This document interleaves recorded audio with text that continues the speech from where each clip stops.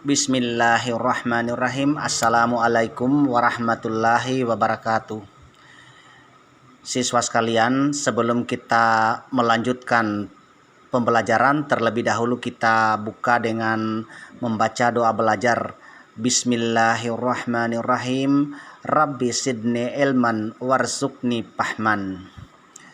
Baik siswa sekalian, pada kesempatan ini Bapak Guru akan membahas untuk KD pertama yaitu 3.1, yaitu mengidentifikasi isi dan sistematika surat lamaran pekerjaan.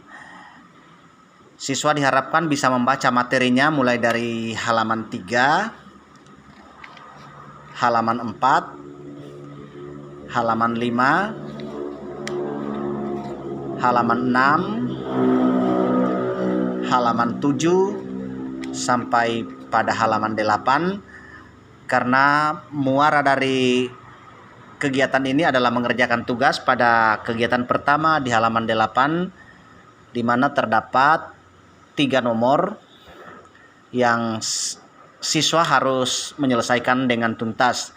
Namun sebelumnya saya ingin menjelaskan tentang sistematika surat lamaran pekerjaan atau bagian-bagian dari surat lamaran pekerjaan, di mana di sini ada contoh surat lamaran pekerjaan pada halaman 6. Baik, siswa sekalian dapat menyimak bagian-bagian dari surat. Yang pertama di sudut kanan ada Balikpapan 20 November 2015, itu disebut sebagai tempat dan tanggal surat. Kemudian yang berikutnya ada yang terhormat Direktur CP Multimedia Utama Jalan DI Panjaitan 57 Balikpapan, itu disebut sebagai alamat surat. Selanjutnya ada dengan hormat, itu disebut sebagai salam pembuka. Kemudian mulai dari kata menanggapi iklan pada harian Kaltim sampai seterusnya, sampai pada kalimat besar harapan saya atas terkabulnya lamaran ini, itu dikategorikan sebagai isi surat. Meskipun rinciannya isi surat itu terdiri atas paragraf pembuka, kemudian inti surat, dan terakhir ada kalimat penutup surat. Selanjutnya di sudut bawah ada hormat saya, itu disebut sebagai salam penutup. Kemudian nama dan tanda tangan, di situ ada Suryo Sinambela ST lengkap dengan tanda tangannya, itu disebut sebagai unsur surat, nama dan tanda tangan. Selanjutnya pada surat yang kedua ada surat untuk teman. Ini unsur-unsurnya sedikit agak berkurang dibanding surat lamaran pekerjaan, di mana di sudut kanan ada Jayapura 1 Maret 2015, itu disebut sebagai tempat dan tanggal surat. Kemudian teruntuk sahabatku Arumi di Jakarta, itu disebut sebagai alamat surat. Kemudian paragraf mulai dari perjalanan waktu sampai seterusnya, itu disebut sebagai isi surat. Kemudian ada salam, itu sebagai salam penutup. Kemudian Anggi Wanggai sebagai nama. Harusnya di sini diberikan tanda tangan untuk melengkapi surat pribadi tersebut.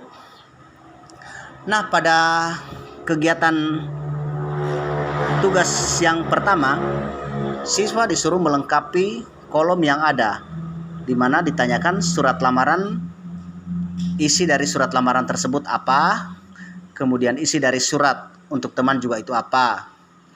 Artinya siswa harus bisa menyimpulkan atau meringkas kalimat yang ada dalam surat pribadi ini secara ringkas, cukup 1 kalimat saja. Jangan lagi ditulis kalimat panjang lebar sampai atau dipindahkan secara keseluruhan. Demikian juga pada surat lamaran pekerjaan, meskipun di sini isi suratnya panjang, siswa diharapkan bisa menuliskan 1 kalimat yang mewakili dari isi surat tersebut. Apa isi dari surat tersebut? Kemudian di bagian sistematika, siswa cukup menuliskan bagian-bagian surat. Nah, kalau siswa betul-betul menyimak apa yang Pak Guru jelaskan tadi, insya Allah bisa akan terjawab dengan sendirinya. Ya, tidak perlu lagi diperjelas. Misalnya tempat dan tanggal surat, Kendari 20 Mei 1995. Tidak perlu lagi ditulis seperti itu, namun cukup menuliskan bagian-bagian suratnya itu, apa saja yang tercakup dalam surat lamaran pekerjaan dan apa yang tercakup dalam surat untuk teman. Mudah-mudahan siswa bisa memahami apa yang saya jelaskan.